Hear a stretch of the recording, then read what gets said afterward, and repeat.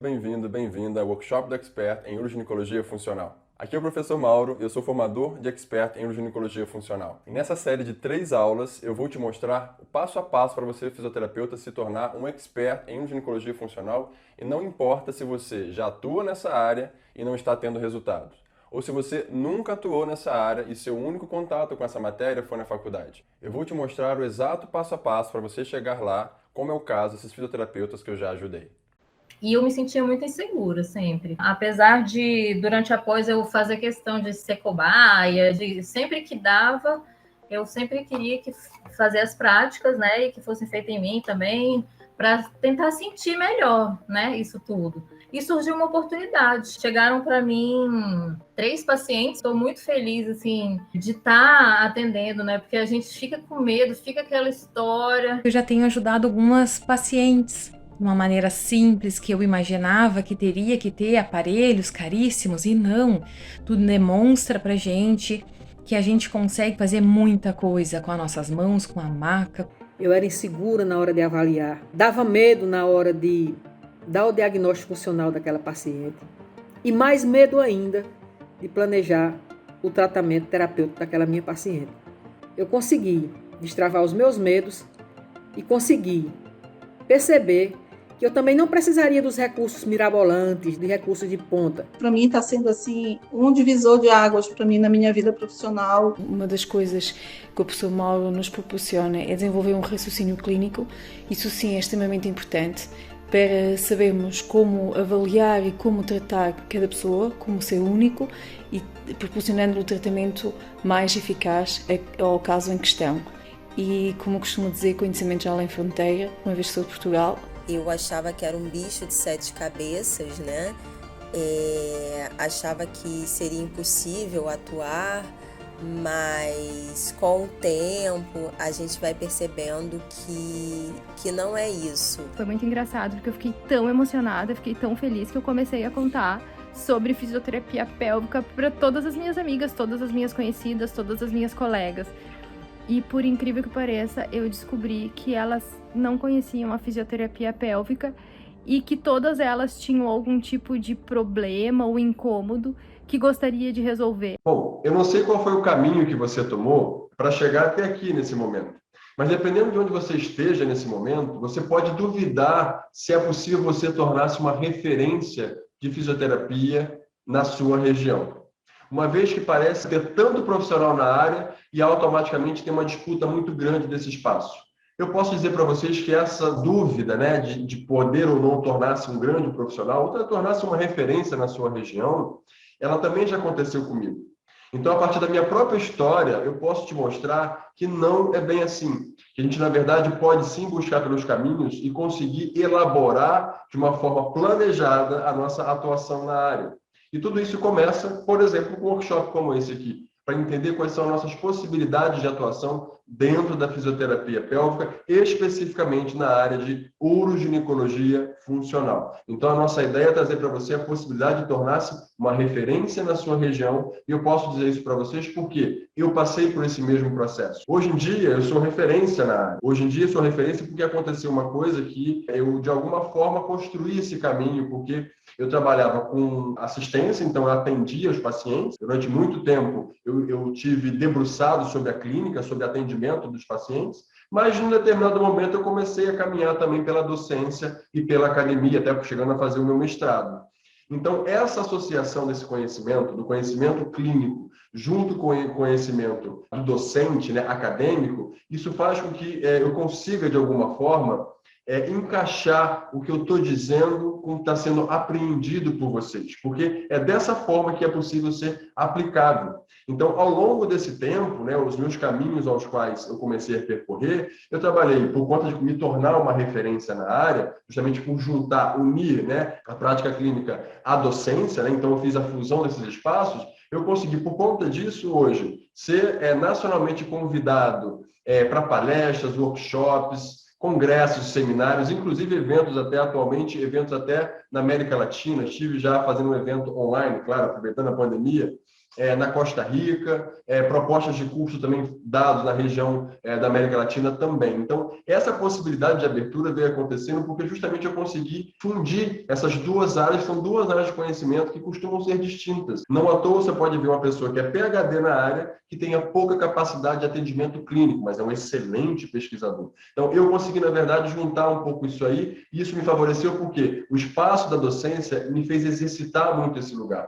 Atualmente, eu dou aula em 10 instituições de ensino diferentes de pós-graduação, sendo que uma delas é franqueada no Brasil, e eu dou aula de Belém até Porto Alegre. Então, em todo o território nacional, eu tenho atuado como professor. Então, isso é uma coisa que consegue dizer um pouquinho que esse desejo em tornar-se referência, se ele for literalmente usado como movimento, como busca, ele é possível que aconteça, e eu vou contar um pouquinho para vocês sobre a minha história. E isso é uma coisa que é importante trazer para vocês da onde eu venho, porque isso começa a trazer um pouco, né, a ideia de como eu vim parar aqui. Então, logo após eu me formar, eu acabei fazendo o que boa parte das pessoas fazem habitualmente. Identificar uma área onde a demanda é muito grande e, automaticamente, nesse caso, a concorrência também era muito grande, porque é uma área muito comum, né, da formação da graduação do fisioterapeuta, que é a área da ortopedia. Então, eu comecei a trabalhar nessa área porque o acesso era mais fácil. Automaticamente, você vai buscar por alguma formação que te capacite a isso. Então, eu busquei por capacitações nessa área, fiz o meu curso de formação em RPG e eu fiz também uma pós-graduação na Universidade Federal do Rio de Janeiro em biomecânica. E com isso eu acabei conseguindo me arranjar nesse lugar de trabalho na reabilitação musculoesquelética. Trabalhei durante muito tempo com a parte postural, mais precisamente. Só que eu trabalhava demais e eu ganhava muito pouco. Eu vim me sentindo, na verdade, exausto de tanto trabalho e de pouca resposta. Porque a gente tem que pensar muito que a gente passa 5 anos na nossa graduação, a gente passa mais tempo ainda nos processos formativos extracurriculares aí, né? Com cursos, seminários e outros eventos. Se a gente for somar isso aí, vai dar um tempo de pelo menos aí uns 7 anos. Se a gente for colocar, então, uma pós-graduação no meio, daria ainda aí com cerca de 7 anos de estudo, ainda sem pensar em mestrado e doutorado, que seria mais, pelo menos aí, 7 mais 2, daria 9, mais 4, daria 13 anos de estudo. Então, olha quanta coisa pode acontecer no meio desse período aí. Então, eu acabei me vendo, na verdade, muito exausto, porque eu investi muito meu capital de tempo e capital vital numa área onde a retribuição que eu tinha era muito pouca. Quando eu falo retribuição, estou falando de fato aqui em regiões com relação às questões financeiras mais pontualmente. Então, comecei a trabalhar durante bastante tempo nessa área da fisioterapia, voltado ao RPG. Então, trabalhei com postura durante bastante tempo. Então, quando eu comecei a perceber que eu trabalhava demais e não tinha um retorno financeiro que eu esperava, comecei a me sentir um pouco exausto e, claro, também um pouco decepcionado com a minha carreira. E aí eu comecei a procurar áreas possíveis de atuação. E comecei a estudar um pouco sobre a área que ainda se chamava, só nessa época, era tratada como uroginoecologia, né? Isso lá em 2007. E aí, com isso, eu comecei a estudar um pouco a área, ver quais eram as possibilidades, identificar que nessa época ainda era muito baixa a concorrência nessa área, diferente da ortopedia, que era aos montes, essa, na verdade, tinha baixa quantidade de pessoas disputando ainda o mercado. E sem contar que era uma área onde muitas pessoas têm muitos tabus em trabalhar, né? Então, você tem muito tabu para trabalhar, e eu estava um pouco desprovido desses tabus, por que não pensar nessa possibilidade? Pois então, em 2007, eu fui fazer um curso nessa área, fui lá para Curitiba, onde foi um grande celeiro de boa parte das pessoas que trabalham na fisioterapia pélvica, especialmente as pessoas que são um pouco mais velhas, e com isso, eu comecei a experimentar um pouco mais outras áreas de trabalho, mas ainda sobre muita teoria. Fiz o curso e vislumbrei a possibilidade de trabalhar nessa área de verdade. Com isso, o que eu fiz? Cheguei em casa, quando eu cheguei em casa, mandei e-mail para todos os médicos e psicólogos que tinham na Sociedade Brasileira de Sexualidade Humana, que é a SBRASH, ao qual hoje eu faço parte da comissão científica.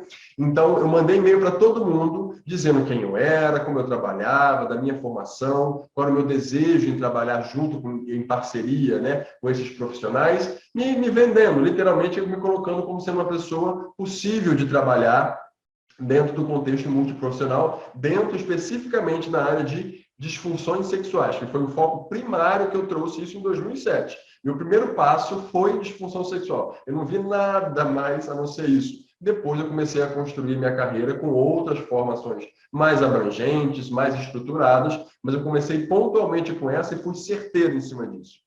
Só que eu fui muito certeiro, a ponto de ter que esperar uma resposta para isso, que na verdade é uma resposta que demorou quase 2 anos para acontecer. Nesse meio tempo, eu consegui entender que aonde eu estava, eu não podia ficar esperando acontecer as coisas, porque eu não estava satisfeito.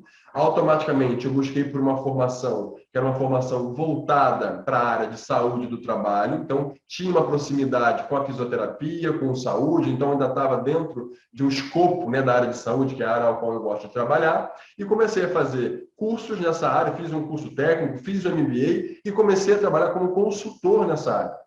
Eu já estava, na verdade, com os 2 pés quase que totalmente fora da fisioterapia. Quando passou esse tempo de cerca de quase 2 anos, e de repente aquele e-mail que eu mandei lá atrás foi respondido.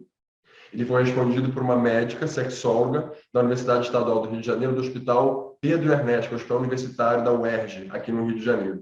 E ela me convidou para conversar porque ela achou interessante a minha proposta e queria saber o que eu queria de fato ofertar para ela, uma médica que trabalha num hospital universitário. E eu, inclusive, fui com muito peito aberto, porque eu estava disposto, inclusive, a trabalhar, nesse caso, para pegar muita experiência. Então, eu não estava nem muito preocupado com, nesse momento, com que eu ia ter como retorno, porque eu estava começando o meu trabalho. Então, eu comecei a pensar que, bom, eu não posso querer, nesse momento de transição, exigir demais. Então, vamos experimentar o que tem para ser ofertado. E, para minha grande surpresa, a oferta foi muito melhor do que trabalhar numa universidade estadual, né, num hospital universitário, e eu fui remunerado pelo meu trabalho.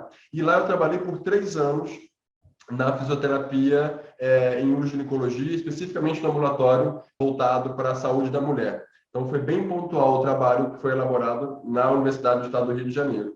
Bom, depois que eu recebi esse e-mail de resposta, né, da Regina, médica que me respondeu, que hoje se tornou-se uma grande amiga, foi muito interessante porque eu logo comuniquei à empresa a qual eu trabalhava que eu estava voltando para a fisioterapia. E quando eu disse isso, eles disseram que dobrariam o meu salário e reduziriam minha carga horária para que eu continuasse a trabalhar onde eu estava. Mas só que a minha construção do meu desejo de trabalhar com fisioterapia começou a literalmente concretizar ali na minha frente. E eu, mais uma vez, apostei todas as fichas. Assim como eu apostei as minhas fichas em ir para Curitiba, né, para fazer um curso de 20 horas, poderia pensar que era um curso limitado, numa área que as pessoas procuram menos do que a própria ginecologia, mas mesmo assim eu apostei para poder pensar numa área de atuação. E aí eu falei assim, bom, já que eu estou apostando, vou apostar ainda mais. E, de fato, foi o que aconteceu. E eu acabei aí saindo desse lugar que eu estava trabalhando e comecei, de fato, agora a investir o meu capital de trabalho, capital de energia, na verdade, de desejo, nessa área que foi começada durante muito tempo na área de uroginecologia funcional.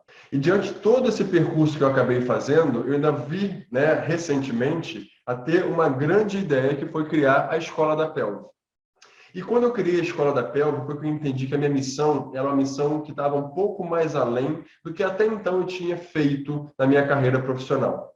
Eu entendi que eu preciso levar o conhecimento da fisioterapia uroginecológica funcional de forma mais abrangente para as pessoas que ainda não tiveram acesso a essa informação. E eu poderia dizer que isso vai estar desde o escopo de pessoas que estão fazendo faculdade, a pessoas que já estão formadas e, inclusive, já atuando na área da fisioterapia, porém em outra área. Então, quando eu penso nisso, a ideia é trazer uma ideia de capacitação mesmo, né, de pensar de por que não tornarmos a fisioterapia pélvica uma especialidade. Então, quando eu penso nisso, eu penso de ter mais gente trabalhando.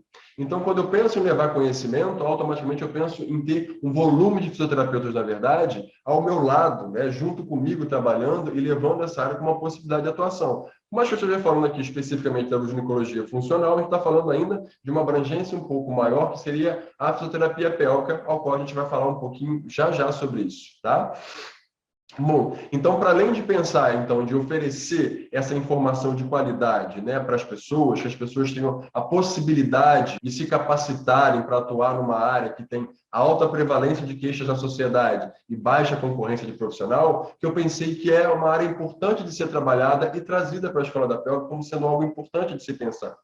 E um outro ponto interessante também é que O fato de você já ser um pós-graduado ou estar fazendo pós-graduação, por ser professor de pós-graduação, eu posso garantir para você que nem sempre isso te traz uma segurança para você atuar da melhor forma. Então, na verdade, você com a pós-graduação, você acaba tendo alto investimento, você muitas vezes consegue não desenvolver a segurança técnica suficiente. E outra questão importante da pós-graduação, talvez você até consiga ter feito, mas para quem está começando agora, é um espaço que é muito difícil, porque é um investimento financeiro muito alto. Você imagina, você sai depois de 5 anos de graduação e vai ter que investir pelo menos aí um valor que talvez seja em torno de uns R$600 para você fazer uma pós-graduação. Isso por mês, durante no mínimo 18 meses. Será que você consegue, recém-formado, bancar esse processo? Por isso que a gente pensa na Escola da Pelve como um lugar de qualificação e de capacitação, assim como eu passei isso lá em 2007. Eu identifiquei, na verdade, a primeira possibilidade que eu tinha era de fazer um curso de capacitação, e assim eu fiz, e assim eu busquei. E ao longo do tempo eu fui construindo a minha formação, como eu faço, inclusive, até hoje, que eu não parei de estudar ainda. Então, são pontos interessantes de se pensar sobre essa ótica de você não ter conhecimento prévio nenhum, você passa a ter um conhecimento prévio, então você começa a se qualificar buscando, porque sabe que existe a baixa concorrência, né, para uma área de alta prevalência de queixas. Você entende que a possibilidade de entrar direto numa pós-graduação, ela é muito baixa. Para a maioria das pessoas, algumas pessoas conseguem ter o privilégio de fazer isso, mas eu poderia dizer para vocês que isso não acontece para todo mundo, e automaticamente a oferta de cursos e capacitações com alta qualificação, ela vai conseguir te capacitar para começar a atender essa demanda, dentro dos preceitos éticos e legais. Não é o fato de você ter feito um curso numa área que te capacita a te pegar áreas, inclusive, a qual você nem está dominando. Quando eu falo ético, é isso. Qual é a sua área de conhecimento? Você que trabalha, por exemplo, eu já hoje em dia sou uma pessoa que atua diretamente na uroginecologia e na pelve de forma geral. Você acha que eu seria ético da minha parte estar atuando dentro de um CTI sem um curso de formação? Sem ter feito uma qualificação? Sem ter feito uma passagem, por essa área, na área do conhecimento de intensivismo? Não seria algo legal de se fazer. Então, quando eu falo de preceitos éticos, a área que eu estou dominando é a área qual eu vou atuar. Não vou fazer como acontece muitas vezes com alguns colegas que ainda hoje oferecem reabilitação de assoalho pélvico, como fazendo exercícios apertando a bolinha entre os joelhos, que é algo que não se faz. Isso não é um tratamento de assoalho pélvico. Então, são pontos bem interessantes a gente poder pensar sobre isso aí. E, por último, mas não menos importante, é entender que mesmo sabendo que você está fazendo uma pós-graduação ou está já pós-graduado, isso pode acontecer de você ainda manter uma dificuldade no conhecimento teórico ao qual você teve acesso, você conseguir usá-lo ao seu favor num atendimento clínico. Então, mais uma vez, a gente está pegando essas possibilidades aí, ao qual foi possibilidades que eu identifiquei de serem trabalhadas na Escola da Pelve, de poder dar um suporte para esse espaço, de poder entender que isso não está completamente solto, Isso é uma missão, na verdade, que eu vejo, que é uma missão da Escola da Pelve, Prover informação de qualidade, qualificação de profissionais, independente de qual nível de formação que você esteja, se você está nos últimos anos de graduação, se você é recém-formado, inclusive se você já é pós-graduado na área ou já atua em outra área, Então, a possibilidade de você conhecer, ter acesso, se qualificar e atuar nessa área. Então, essa foi a grande missão que eu vi para trazer a Escola da Pelve como uma possibilidade de trabalho para a gente. Eu estou dividindo isso com vocês porque a uroginecologia funcional ela é um braço da fisioterapia pélvica e ela acaba sendo a maneira mais simples e mais rápida de você ingressar nessa área. E depois que você entra, assim como aconteceu comigo, que eu entrei na parte de saúde sexual, o mundo se abre, porque esse é o primeiro acesso e é o acesso ao qual você tem possibilidades muito maiores, mais simples e mais rápidas de poder atuar. E da onde vem essa confluência entre a fisioterapia pélvica, a uroginecologia e a saúde da mulher? Isso é algo importante de entender. Da onde vem esse trabalho que a gente está falando para vocês o tempo inteiro sobre uroginecologia funcional? Bom, para entender ao que se propõe a uroginecologia funcional, vale a gente entender que isso surgiu na década de 40 com um uroginecologista estadunidense chamado Arnold Kegel. E o Kegel, ele observou Kegel, já ouviu falar desse nome? Então, talvez os exercícios de Kegel ou Kegel, quando vocês falam, é essa referência que a gente está falando exatamente agora, que foi esse ginecologista estadunidense. Então, o Kegel, quando ele identificou que as mulheres com perda urinária tinham fraqueza do assoalho pélvico, ele identificou que se ele fizesse um trabalho de força, de resistência com esse assoalho pélvico, essas mulheres poderiam melhorar das suas queixas urinárias. e assim foi o que aconteceu. Então, esses foram os primeiros passos dentro da uroginecologia, que na época não era nem funcional, porque isso foi uma abordagem ainda feita pelo médico, tá? Isso é uma coisa interessante de dizer, porque quando a gente fala de abordagem, eu tenho dentro dessa área, eu comentei isso com vocês lá em cima, como possibilidade da nossa área poder ser usada por outros profissionais, porque ela surgiu com o ginecologista e o início do tratamento, especialmente, por exemplo, com a eletroterapia, ele começou com a enfermagem. E a gente entendeu que, na verdade, quem reabilita somos nós. Então, olha como é importante a gente ficar atento sobre a construção da história da uroginecologia para saber que tratamento é uma coisa e reabilitação é outra. Toda reabilitação é um tratamento, mas nem todo tratamento é uma reabilitação. Então, quando eu penso isso, eu preciso entender que o que foi proposto por Kegel foi errado? Não foi, mas foi possível para o momento. Mas como nós pegamos isso como algo, recurso científico atualmente como sendo algo da fisioterapia, pensando na reabilitação do assoalho pélvico, foi quando as coisas começaram a caminhar um pouco mais. E especialmente no início desse milênio, no início de 2000 para cá, é onde houve um grande movimento de produção científica voltada à área da fisioterapia pélvica, especificamente quando começou na área de uroginecologia, e aí agora passou a ser funcional. E por que é funcional? Porque somos feitos por nós. Naquela época era feita pelo médico, foi feita pelo médico. Mas atualmente, quando eu penso em reabilitação do assoalho pélvico, hoje em dia é uma ciência vinda da fisioterapia. Então, sendo hoje uma área de atuação para a gente. Só que essa área de atuação para a gente hoje, se for pensar em certificação ou em especialização, talvez, eu diria que, de acordo com o nosso Conselho Federal, ela pode ser atribuída à saúde da mulher. Então, quando você atua na saúde da mulher, você tem uma subespecialidade que é a uroginecologia funcional. Mas de onde vem a fisioterapia pélvica, que eu tinha falado para vocês? Bom, então é aí que tudo começa. Quando a gente começou a trabalhar com a fisioterapia uroginecológica, a gente começou a observar que a função majoritária do assoalho pélvico era contenção. Era contenção das vísceras pélvicas, era contenção da urina, era contenção das fezes, era contenção dos gases, a contenção, por que não contenção obstétrica, né? O suporte obstétrico durante a gestação, pensando na fase de pré-natal especificamente, e posso ir mais além. Na área da sexualidade, na área de função sexual, a mesma coisa, de contenção do pênis na vagina, de contenção da ereção e de contenção ejaculatória.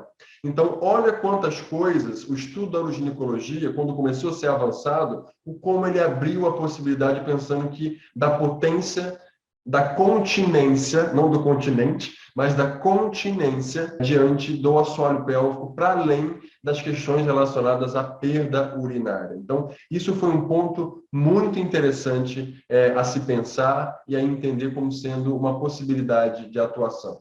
Então, a gente começou a crescer a partir daí, e com isso começou a desmembrar um pouco, né? A uroginecologia começou a ser uma possibilidade ainda da saúde da mulher, mas como pensei o assoalho pélvico para outras disfunções, para homem, para criança e para mulher, em áreas distintas, isso não cabe só na parte de saúde da mulher. Então, isso começou a criar a parte da fisioterapia pélvica. Então, por isso que quando eu falo para vocês que entrar pela uroginecologia funcional é um ótimo caminho para chegar na pelve e ter toda essa abrangência de trabalho, que é trabalhar com homem, trabalhar com mulher, trabalhar com criança, trabalhar com disfunções de trato urinário inferior, trabalhar com disfunções anorretais, trabalhar com disfunções sexuais, trabalhar na área de obstetrícia, especificamente na área de assoalho pélvico, que é uma área um pouco mais específica da pélvica, né? A gente não dá muita abrangência na pélvica para a parte global da obstetrícia, e um trabalho um pouco mais a nível pélvico, né? Que deveria ser mais amplificado, mas mesmo assim a gente sabe que isso é um suporte que pode ser dado. Então, olha quantas possibilidades surgem do seu ingresso na uroginecologia funcional.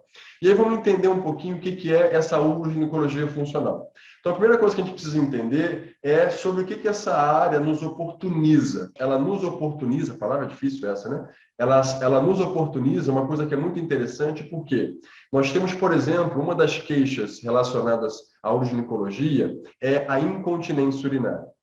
E a incontinência urinária é um problema de saúde pública, ou seja, ela tem alta prevalência na sociedade, a ponto de termos em cada 10 mulheres, 4 mulheres apresentarem incontinência urinária a partir dos 60 anos de idade. Então, automaticamente, eu entendi que é uma área que ela me oportuniza olhar para um grande volume de possibilidades de atuação e, automaticamente, ainda hoje, com baixa concorrência. E eu posso falar baixa concorrência porque eu tenho que pensar a nível de Brasil, né? Quando eu falo de território, né? Às vezes eu fico falando de uma ideia um pouco voltada aqui para o Rio de Janeiro, mas mesmo aqui ainda tem espaço para muita gente, porque às vezes uma avenida aqui do Rio comporta a população de uma cidade pequena do interior, por exemplo. Então, mesmo no Rio de Janeiro, os espaços ainda são possíveis. E mesmo que você pense em morar numa cidade pequena, mas, Mauro, eu moro numa cidade que tem muito tabu nessa área, as pessoas me conhecem desde pequeno, como é que eu vou atuar nessa área? Eu poderia dizer que você pode ser referência não só de onde você mora, mas das cidades do entorno. E é comum que as cidades do interior do Brasil tenham outras pequenas cidades em volta. Então, essa ideia de pensar em tornar-se uma referência nessa área é uma coisa que faz muito parte do nosso processo de quando a gente pensa nesse lugar que a Escola da Pelve ocupa. Então, essa ideia que vem da Escola da Pelve, ela vem um pouco de utilizar esse recurso do conhecimento teórico, de aprofundamento desse conhecimento, para que você consiga ter segurança de atuação e você consiga ter a segurança para iniciar nessa área. E automaticamente você vai se tornando referência do seu entorno. E o seu entorno pode ser o seu bairro, o seu entorno pode ser a sua cidade, o seu entorno pode ser a região da onde você mora. Então, muitas possibilidades podem surgir quando você entende as possibilidades de atuação. A abordagem da uroginecologia funcional ela é bastante abrangente. Então, ela vai englobar aspectos que a gente sabe que são aspectos que não se limitam só às questões meramente urinárias. Quando eu chamo de uroginecologia funcional, eu estou trazendo um olhar que ele é exclusivo à parte feminina, ou pelo menos pensando na genitália feminina, ou no aparelho geniturinário feminino. Mas sempre quando eu falo em uroginecologia, eu estou me remetendo a um conteúdo de trabalho de um sistema urogenital feminino. Então, isso é importante saber porque não existe, por exemplo, uma uroginecologia que trata homens. Tá? Eu poderia até falar para vocês que eu poderia tratar homens desde que esse homem fosse um homem trans, tá? Então, isso seria uma possibilidade de tratar na uroginecologia. Mas, caso contrário, isso não é uma possibilidade. Então, dentro do leque, né, de possibilidade de atuação, a gente vai encontrar, por exemplo, sintomas que vão estar envolvidos em relações de sintomas que chamaríamos de sintomas irritativos ou sintomas da fase de enchimento vesical, ou seja, a bexiga, ela enche, ela vai ter sintomas que podem afetar a fase de enchimento. Que sintoma pode afetar as fases de enchimento? Sintomas que podem gerar contração da bexiga ou perda urinária. Então, todos os sintomas que geram contração da bexiga ou perda urinária, né? Estou pensando aqui como se fosse a bexiga, minha mão, e o meu dedo aqui polegar como se fossem os esfíncteres, tá? Então, se eu tenho uma pressão gerada, né, na bexiga, eu tenho que ter automaticamente um aumento de pressão no meu esfíncter, que é na minha uretra. Porque se eu tenho um aumento de pressão aqui na minha bexiga e meu esfíncter ele abre, na verdade o que vai acontecer é uma perda urinária. E eu tenho outras situações onde eu tenho total controle do meu esfíncter, mas essa bexiga fica mais irritadiça, né? Então, essa bexiga irritadiça, ela pode gerar, por exemplo, o que a gente chamaria de urgência urinária, que é a vontade imperiosa de ir ao banheiro. Essa bexiga irritadiça, ela pode gerar também o que nós chamamos de polaciúria, que é o aumento da frequência urinária, ou seja, a pessoa vai no banheiro mais de 8 vezes ao dia. Tá? Ela pode gerar também uma outra condição que nós chamamos de noctúria, né, que é o aumento da frequência urinária noturno. Não é só você levantar porque perdeu o sono e vai ao banheiro. Né? A noctúria é você acordar por desejo de urinar. Então, isso caracterizaria a noctúria. Então, esses são os sinais, né, os sintomas que são sintomas da fase de enchimento da bexiga. Então, falei que a gente vem falando aos pouquinhos, né, que é o mais frequente, que é a incontinência. Falamos da urgência, falamos da polaciúria, falamos da noctúria e a última também bastante frequente, mas especialmente nas crianças, que é a enurese, que é um problema que acontece, na verdade, muitas vezes pela falta de comunicação cérebro-bexiga, que na fase adulta é algo não tão frequente, tá? Quando acontece na fase adulta as perdas urinárias noturnas, quando dorme,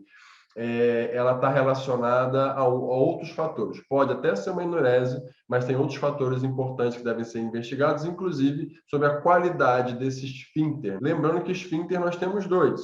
Temos um esfíncter que fica logo abaixo da bexiga, e esse esfíncter é comandado pelo sistema nervoso autônomo, que é o sistema nervoso simpático, e temos um esfíncter que fica um pouquinho mais abaixo, que é o esfíncter estriado, e é esse que nós comandamos, e é esse que tem uma inervação que a gente chama de inervação somática. Então, nós comandamos o esfíncter somático e ele responde reflexamente ativando o esfíncter simpático, né? Então, essa correlação da função vesical é muito interessante porque tem o sistema nervoso autônomo, simpático ativa o esfíncter, parasimpático ativa a bexiga. Então, eu tenho essa mescla de funcionamento simpático, parasimpático, tem que estar coordenado. Senão eu tenho problemas aí de coordenação, na verdade seria de sinergia da bexiga. E para além disso, eu tenho algo que eu controlo. Então, a minha musculatura do assoalho pélvico é capaz de ativar aumentando o nível de contração do esfíncter liso, que é simpático, por reflexo, e inibindo a contração parasimpática, que ativaria o músculo da bexiga, que a gente chama de detrusor. Então, olha o quanto é importante a gente entender que, para falar de uroginecologia,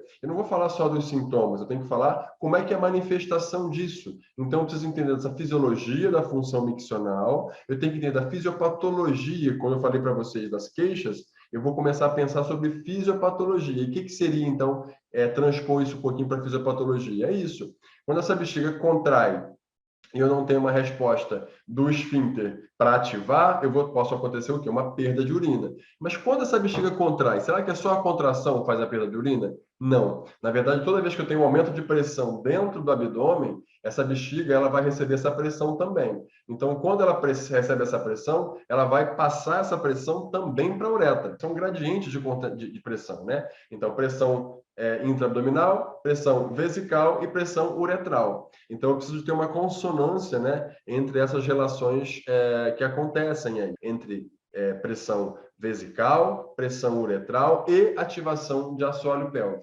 Então, quando eu tenho uma falha nesses mecanismos, eu posso desenvolver algum desses sintomas do trato urinário inferior, e aqui eu elenquei para vocês alguns sintomas que são sintomas de armazenamento ou de enchimento, quando a bexiga está se enchendo de urina, tudo bem?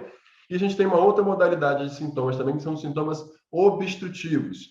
Os obstrutivos são a dificuldade de esvaziar a bexiga. E certamente você talvez conheça, que é aquela sensação de você sentar para urinar e o xixi não sair. Isso seria um sintoma obstrutivo. A gente chama isso de hesitância. O outro sintoma obstrutivo seria você sentar para urinar e o jato sair fino, ou o jato sair picotado, que chamaríamos de jato intermitente. Então, esses são sintomas obstrutivos. Os sintomas obstrutivos em mulheres, habitualmente, ele está associado a uma hiperatividade do assoalho pélvico, ou seja, esse assoalho pélvico contrai, e quando eu quero que ele relaxe, ele não tem a capacidade de relaxamento completo. Isso a gente chamaria de uma hiperatividade do assoalho pélvico. Então, isso pode gerar sintomas obstrutivos, porque o assoalho pélvico ativado, eu estou contraindo a bexiga, eu estou relaxando o meu esfíncter interno, mas o assoalho pélvico não soltou. Então, automaticamente, eu não consigo iniciar a minha micção. Então, os sintomas obstrutivos eles estão presentes na fase de esvaziamento. Então, a gente entendeu, então, que quando eu falo de sintomas de trato urinário inferior, que são os sintomas tratáveis pela uroginecologia funcional, então são sintomas de enchimento e sintomas de esvaziamento, tá? E são esses aí que a gente trouxe para vocês. Para além disso, a gente pode pensar também em outros sintomas que afetam de uma forma indireta a função vesical, que pode ser os prolapsos dos órgãos pélvicos e também pode ser as questões relacionadas a disfunções sexuais ou queixas sexuais. Então, quando eu falo, em uroginecologia funcional, eu estou falando a gente pensar em aspectos de funcionalidade do trato urinário, e quando eu falo de trato urinário inferior especificamente, eu falo de bexiga, uretra e esfíncteres, tá? Então, eu estou falando desse componente, mas que ele tem relação com a contenção dos órgãos pélvicos e tem relação com a qualidade de vida sexual. Então, vejam bem que trabalhar na uroginecologia, você reflete sobre os aspectos de contenção dos órgãos pélvicos e também sobre a qualidade de vida sexual das pacientes, que normalmente, as mulheres que apresentam incontinência urinária, metade delas apresentam queixas sexuais também, inclusive perda urinária durante a relação sexual, porque isso é uma outra vertente do tratamento da uroginecologia funcional, que é abordar sobre a perda urinária durante a prática sexual, que é durante a penetração, durante o intercurso ou durante o orgasmo. É uma outra possibilidade também que pode acontecer. Tudo bem? Para além disso, o que a gente pode pensar, então, evoluindo um pouquinho sobre essa questão da distopia pélvica? Na verdade, Mauro, você não falou distopia, você falou prolapso. Pois é, prolapso e distopia são sinônimos, na verdade. E todos eles estão falando da queda desses órgãos pélvicos, ou seja, do descenso, né? Esses órgãos, eles colapsam para baixo, pesam para baixo, porque tem alguns fatores que influenciam isso. Um dos fatores que pode acontecer isso são esses ligamentos que prendem os órgãos pélvicos. E quais são esses órgãos pélvicos? A bexiga, o útero, o intestino, são todos órgãos pélvicos. Então, eu posso ter uma falta de tensão adequada nesses órgãos que faz com que eles desabem para baixo. Só que se eles desabam para baixo e eles têm um chão firme, eu poderia dizer que teria algum nível de controle. Mas se ele tem esse chão fraco, e quem é esse chão? É o assoalho pélvico. Então, eu tenho um órgão que está pendurado nesses ligamentos, automaticamente eu tenho um excesso de pressão nesse assoalho pélvico, que uma hora ele vai ceder para baixo. E aí, quando ele cede, aí esse órgão começa a se exteriorizar. Na verdade, não é ele que se exterioriza. Na verdade, ele pressiona a parede da bexiga, né? E ele começa a aparecer como se fosse meio que fechando o canal vaginal. Então, eu olho lá a vagina da paciente e como se esse canal fosse um pouco obstruído. E quanto mais eu evoluo com esse quadro de prolapso, mais isso pode avançar, a ponto de chegar a ficar para o lado de fora da vagina. E isso não seria um prolapso de nível mais grave, seria um prolapso de grau 3. Seria um prolapso que a gente chama de prolapso parido, porque ele está para fora da fúrcula vaginal. Né? E pensando nos prolapsos, né, como eu falei para vocês dos órgãos pélvicos, eles têm algumas etiologias distintas, ou talvez algumas características distintas. Temos os prolapsos de parede anterior, que estão envolvidos a cistocele, que é o prolapso da bexiga, e a uretrocele, que é o prolapso da uretra. Temos também o prolapso de cúpula vaginal, então são prolapsos superiores, eles descem por dentro da vagina, ou pode ser o próprio prolapso também uterino. E aí, quando é o prolapso uterino, é o próprio útero que vai para fora. É uma imagem bastante característica, porque não é a pele da vagina, não é a mucosa vaginal que fica aparente e abaulada. Na verdade, é o próprio colo uterino que aparece lá, até com aquele buraquinho que ele tem no meio, tá? E o prolapso de parede posterior, que seria a enterocele, seria a parte superior um pouquinho do intestino, ou a retocele. Então, dentro da abordagem, a gente vai pegar áreas onde tem queixas urinárias envolvidas, sejam elas de esvaziamento ou de enchimento, onde tem queixas de prolapso dos órgãos pélvicos ou distopia pélvica, como eu falei para vocês, e também as queixas sexuais envolvidas com a continência. Tá? Que são queixas que normalmente estão relacionadas uma às outras. Tudo bem? Então, quando a gente fala do conteúdo, do nosso primeiro conteúdo hoje da nossa aula do workshop do Expert no Ginecologia Funcional, era apresentar para vocês as possibilidades que nós temos de atuar na uroginecologia funcional. Isso é uma coisa muito importante porque são queixas de alta prevalência na sociedade e nós temos baixa concorrência de profissionais para atuar nessa área. Então, isso é algo muito, muito importante de vocês observarem sobre como a gente pode atuar e por quê. Primeiro, que são queixas tratáveis, e segundo, porque temos um grande volume de mulheres que apresentam essa queixa e temos poucos profissionais disponíveis na área. E você pode ser um profissional de referência na sua região para atuar dentro dessa área. Automaticamente, se você torna referência, o seu volume de atendimento é maior, automaticamente a resposta, inclusive financeira, de satisfação, também vai se acabar sendo automaticamente maior. Certo? E agora que nós chegamos até aqui e que você ampliou o seu campo de visão sobre a atuação do expert em uroginecologia funcional e entendeu que ser um expert nessa área vai te dar muitas oportunidades para a sua carreira na fisioterapia, tendo em vista a prevalência dessas demandas na sociedade, ser um expert vai te dar a segurança que você precisa para atuar com excelência e prover o melhor tratamento para o seu paciente, receber indicações de pacientes e de outros profissionais da área da saúde e conquistar a sua autonomia financeira. Ou seja, vai te permitir viver da fisioterapia. Você aprendeu também a origem da uroginecologia funcional e sua abrangência de atuação e como essa área vai ser a sua porta de entrada para a fisioterapia pélvica.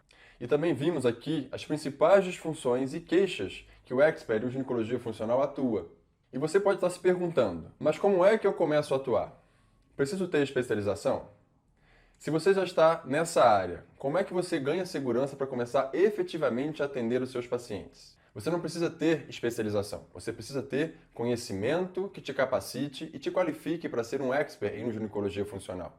E é sobre isso que nós vamos falar na próxima aula do nosso workshop. Na segunda aula do workshop, que sairá na quarta-feira, eu vou te mostrar o raciocínio clínico terapêutico para as principais disfunções que o expert em ginecologia funcional atende. E para finalizar essa nossa aula, eu vou te pedir um favor. Vá até a nossa comunidade exclusiva do Facebook e coloque lá o seu comentário e o seu resumo dessa aula. Fazendo isso, além de incentivar e dar motivação para trazer o melhor conteúdo para vocês nesse workshop, você participará de um concurso que estamos promovendo, dos melhores resumos das aulas. Estamos preparando um presente especial para o ganhador.